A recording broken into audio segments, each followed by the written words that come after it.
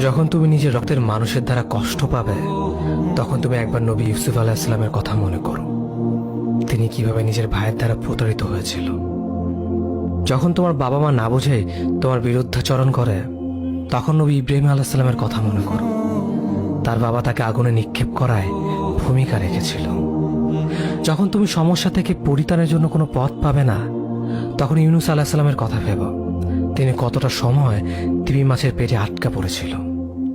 যখন তোমার নামে কেউ মিথ্যা অপবাদ ছড়িয়ে দেবে, তখন মা আয়েশা রাদিয়াল্লাহু আনহার কথা মনে করো। তার নামে পুরো শহর জুড়ে কুৎসা রচনা করা হয়েছিল। যখন তুমি অসুস্থ ব্যথার যন্ত্রণায় কাঁদতে থাকো, তখন নবী আইয়ুব আলাইহিস সালামের কথা ভেবো।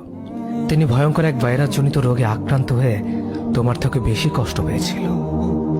যখন তুমি দিনের কোনো বিধান নীতিতে যুক্তি খুঁজে পাও না, তখন নবী নূহ আলাইহিস সালামের কথা ভেবো।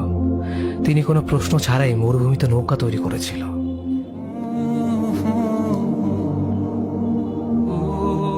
যখন তুমি আত্মীয়স্বজন, পরিবার, বন্ধু বান্ধবের কাছে হাসির পাত্রে পরিণত হও, তখন তুমি শেষ নবী হযরত মুহাম্মদ সাল্লাল্লাহু আলাইহি ওয়াসাল্লামের কথা ভেবো।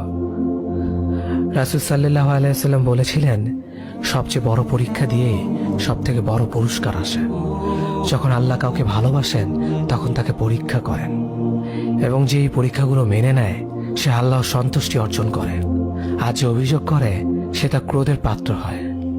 হে আল্লাহ, তোমার কথা মনে করা, তোমার প্রতি কৃতজ্ঞ হওয়ার এবং তোমার ইবাদত করার তৌফিক আমাদের দান করো। আমিন। যেভাবে তুমি সন্তুষ্ট হও, সেভাবেই আমাদের পরিচালিত করো।